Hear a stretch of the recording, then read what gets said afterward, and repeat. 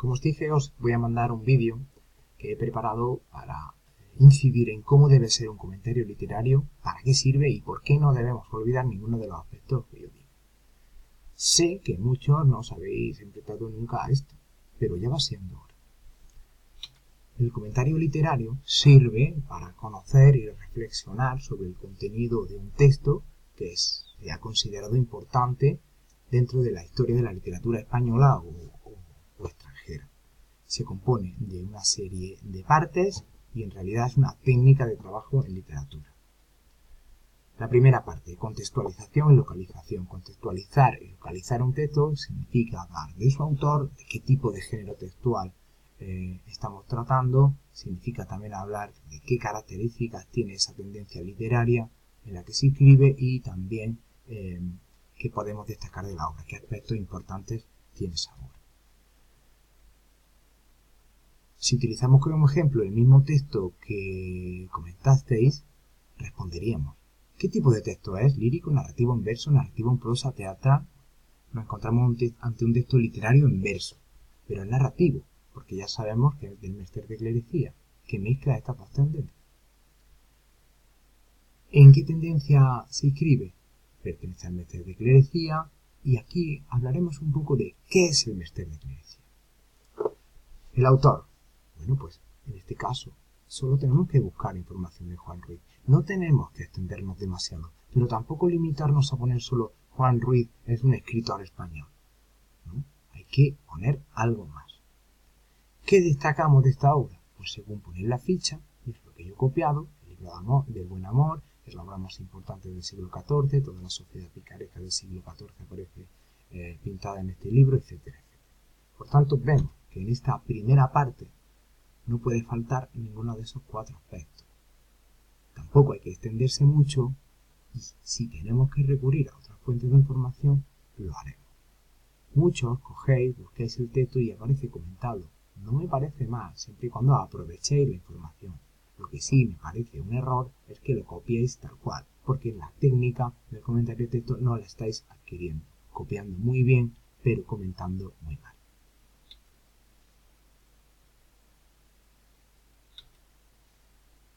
La segunda parte, análisis del contenido, es qué dice el texto, cómo organiza la información el autor, qué temas trata.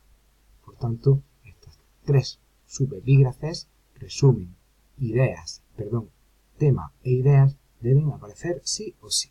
Y además, esto es muy importante de cara al año que viene para el comentario de textos literarios y no literarios. Como resumen, podríamos decir que, según Aristóteles, los motivos fundamentales del hombre son dos: el sexo y el sustentamiento, el sobrevivir, y que esto es algo que comparte con el resto de animales, pero nos puede llevar al pecado, pero sin embargo hay que probar las cosas para poder saber si es bueno o malo. El tema central es la necesidad vital del sexo por parte del hombre. En cuanto a las ideas, tenemos que distinguir entre lo que es estructura externa, es decir, lo que vemos a simple vista, concretamente vemos 6 estrofas, y la estructura interna, es decir, la organización de ideas. ¿Qué idea hay y a qué parte corresponde? Tenemos que responder a 3 preguntas. ¿Qué ideas tiene este texto? ¿Dónde se encuentran estas ideas? Y sobre todo, ¿cómo se organizan estas ideas? Por ejemplo, las estrofas primera y segunda sirven para destacar la idea principal del texto, que es que el sexo mueve al hombre. Las estrofas tercera y cuarta son una aclaración de esa idea anterior, ¿vale? La idea sería que esta necesidad no solo es propia del ser humano, sino que también de los animales. Por tanto, vemos que la segunda idea en realidad es una aclaración de la primera. En la quinta estrofa encontramos otra idea. El sexo o la abundancia de sexo puede llevar al ser humano al pecado. Por tanto, está tratando el mismo tema, que es el sexo, que aparece en la idea primera y en la idea segunda, pero está matizándola, ¿vale? Y en la última estrofa, la idea que destaca Juan Ruiz, es decir, esta estrofa sirve para que destacar la idea de que para saber lo bueno y lo malo, para distinguir lo bueno de lo malo, hay que probar las cosas. Entonces, Resumiendo, ¿cómo se organizan las ideas de este texto? Las dos primeras estrofas plantean la idea principal. El sexo es una necesidad vital. Las dos siguientes, la tercera y la cuarta, lo que hacen es concretar un poquito más, aclarar, matizar esa idea anterior. La estrofa quinta sirve para seguir hablando de la misma idea, pero ofreciendo otra perspectiva, que es que las consecuencias de esta idea, de esta práctica sexual. Y la última también es relacionada con la anterior, es, bueno, para probar las cosas, es necesario probar las cosas para distinguir el bien y el mal. En esta segunda parte no podemos olvidar ningún subepígrafe, no podemos poner guiones o puntos, tema, punto, resumen, tal, idea, guiones. No, esto no es una lista de la compra, es un comentario de texto, y comentar es escribir, redactar, hablar. Por último, tenemos que tener en cuenta que si el texto es narrativo, no podemos hablar de estrofas, hablaríamos de párrafos o de líneas. Si el texto es dramático, es decir, si el texto es teatral, lo que hablaremos es de intervenciones de los personajes o acotaciones.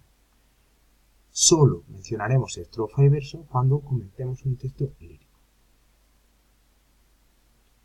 El tercer epígrafe, el tercer punto apartado del comentario literario, tiene que ver con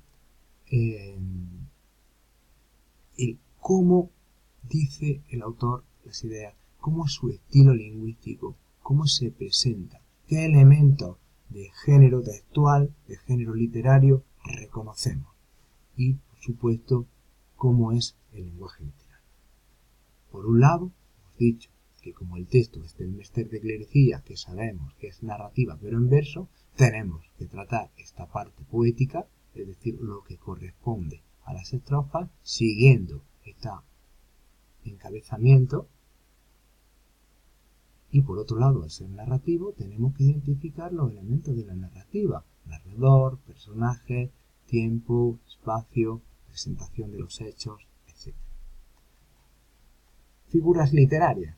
Pues, según la ficha que os di, iríamos buscando aquellas. En este caso, hemos encontrado anáforas, hiperbatón, encabalgamiento, símiles, personificaciones. Esta diapositiva de aquí es muy importante. Os la voy a mandar para que la tengáis disponible, porque cuando comentemos el siguiente texto, lo primero que tenemos que hacer en este apartado del análisis de la expresión es decir, ¿es un poema? Sí, pues entonces tenemos que tratar todo esto. ¿Es narrativa?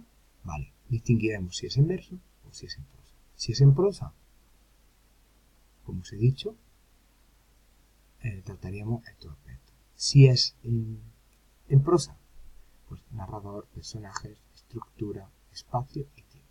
Y si es teatral, abordaríamos estas características: qué personaje interviene, qué acotaciones hay, qué información nos aportan las acotaciones y qué información se desprenden de las palabras de los personajes, porque el teatro no tiene narrador y forma parte del lector o el espectador la interpretación de las palabras.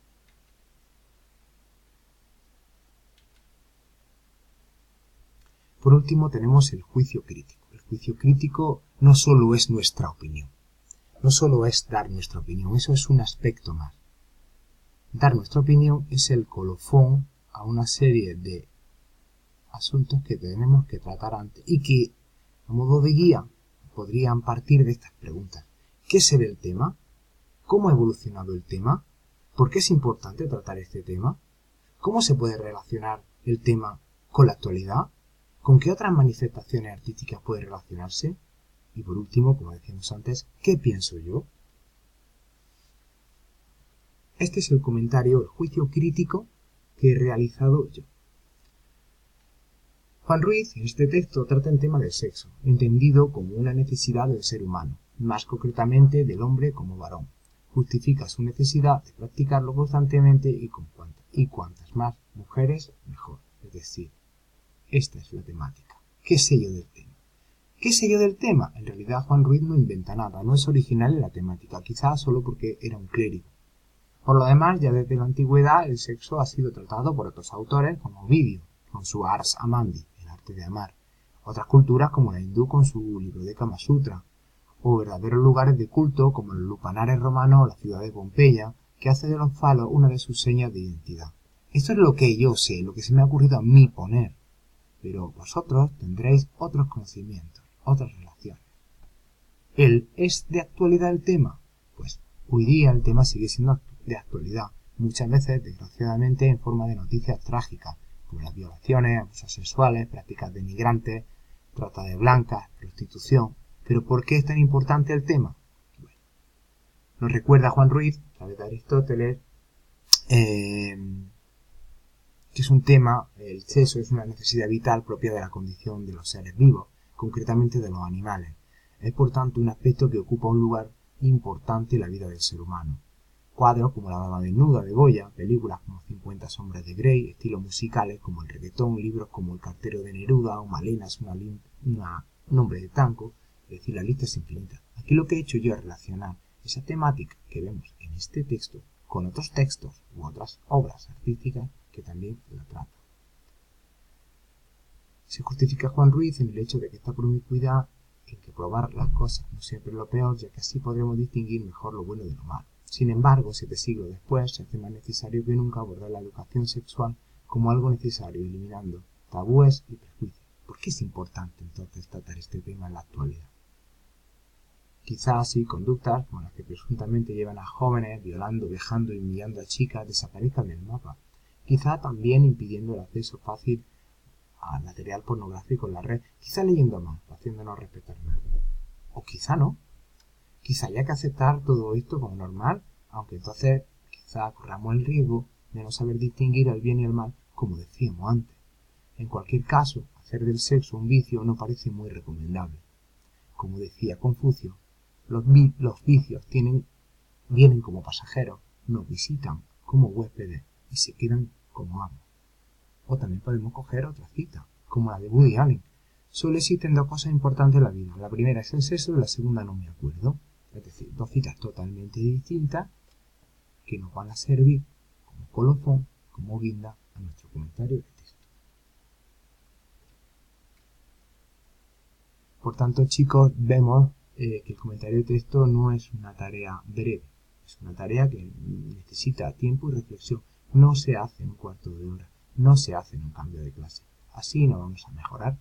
No vais a mejorar. Tenemos que aprender a trabajar así. Lo bueno es que cuantas más veces lo hagamos, mejor dominio tendremos y tardaremos menos. Chicos, un saludo. Esta presentación os la voy a pasar en formato PDF y la ficha, la diapositiva esa en concreto que hacía referencia a los géneros y sus características. Un saludo.